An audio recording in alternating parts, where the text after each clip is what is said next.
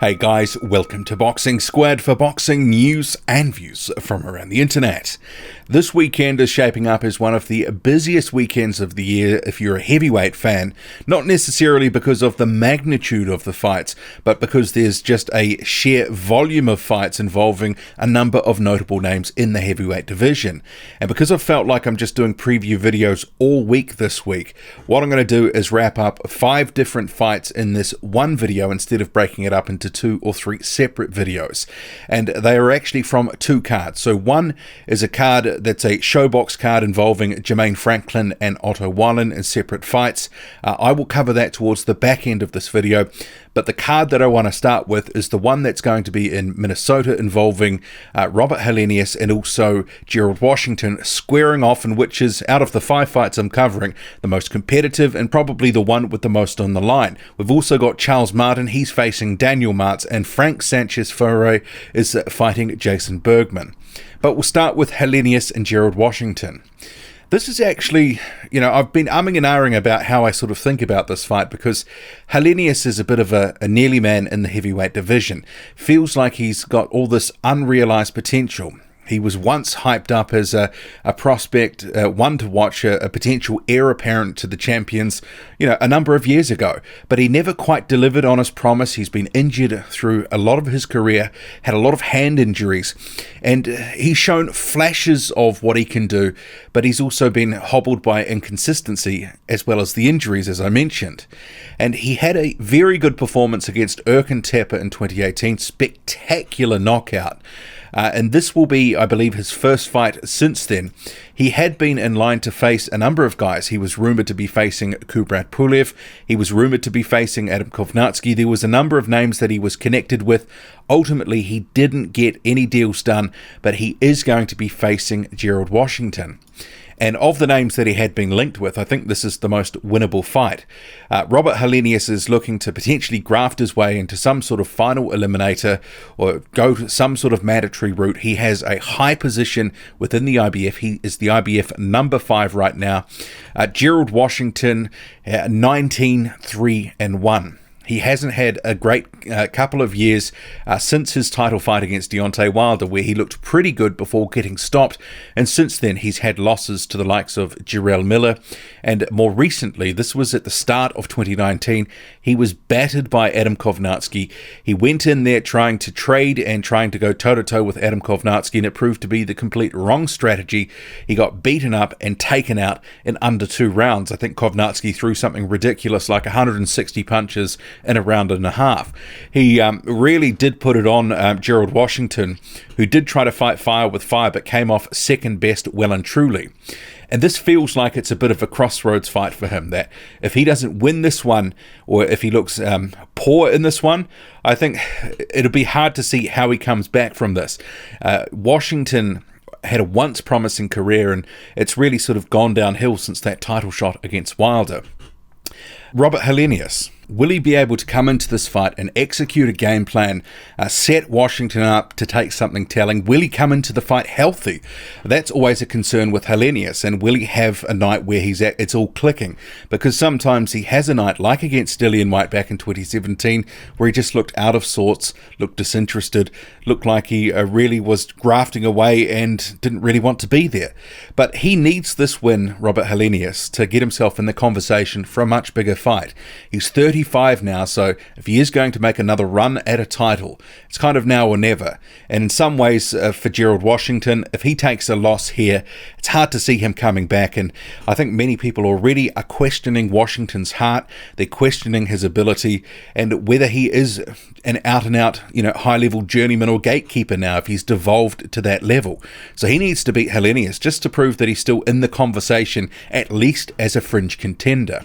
So I'm looking forward to this fight. There's sort of a couple of interesting storylines and points of intrigue here, but both guys are big, 6'6". Robert Helenius can punch. We know that Gerald Washington's got a good jab.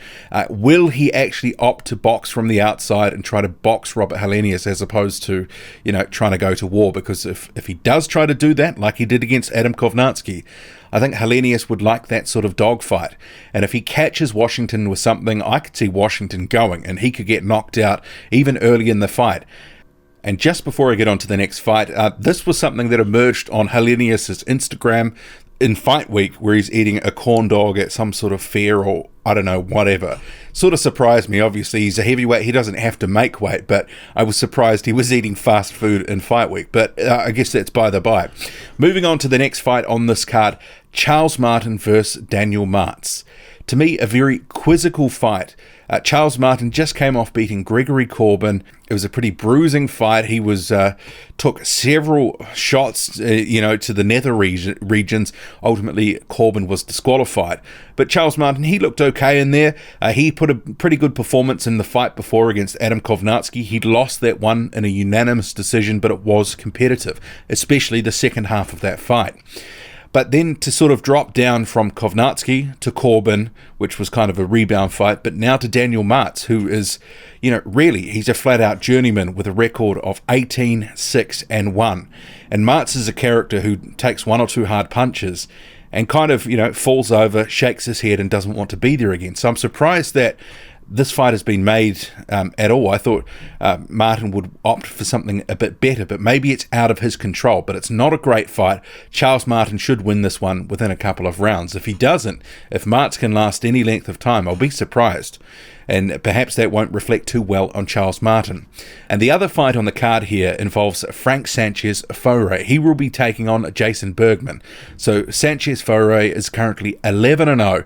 He's looking to work through the levels of the sort of known journeyman, and Bergman certainly meets that bill. He's a pretty durable guy. He's fought a who's who in the heavyweight division, and this is another step for Frank Sanchez Faure. And Bergman, he will come to fight, and he'll give Frank Sanchez a few things to think about, but he should win that one. And if we go to this other card, this is involving, we've got Jermaine Franklin against Jerry Forrest and also OTTO WALLIN against BJ Flores. This is going to be on Showtime. It's a Showbox card. It's taking place in Tacoma, Washington.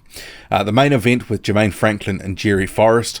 I don't really know what to make of it. It's one of these sort of, I'm a little on the fence about Jermaine Franklin after his last fight against Rydell Booker.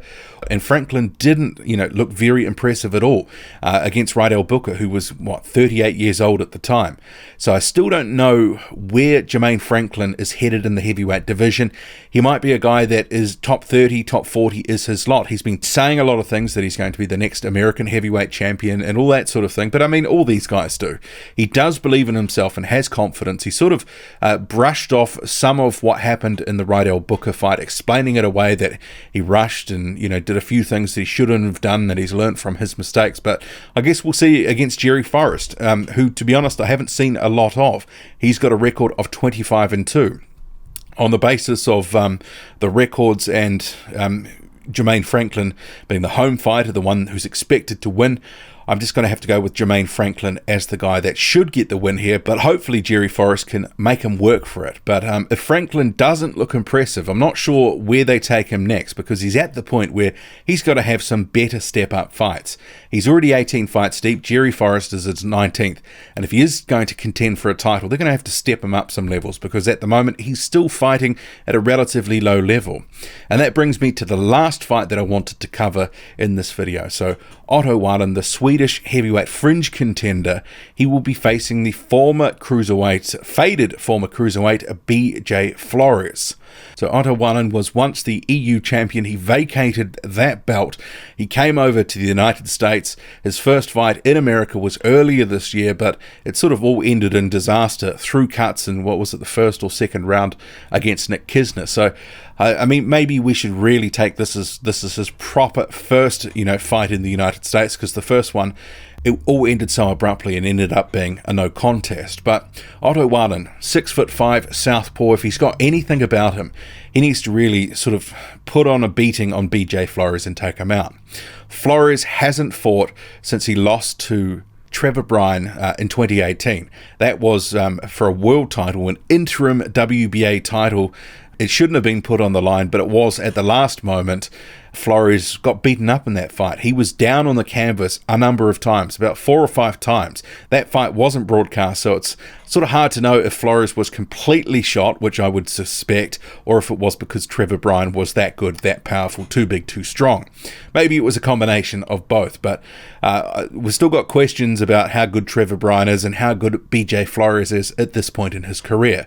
So if OTTO WALLIN, who's 20-0, if he wants to make some noise in the heavyweight division, because he's also been talking up he wants to be, a heavyweight champion as well, etc., as all these guys do, he needs to be taking a step up from BJ Flores. This sort of level of opposition at 20 fights deep, it is starting to, I don't want to say take the piss, but it's almost verging on that, because Flores had retired. He's been, they've dug up BJ Flores' corpse for this fight, and OTTO WALLIN, he needs to look good against Flores. Otherwise, there will be people will question how good is OTTO WALLIN and where is he going.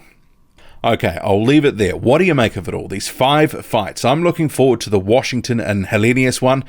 How about you? How do you see these fights going? Drop a comment, loud and often.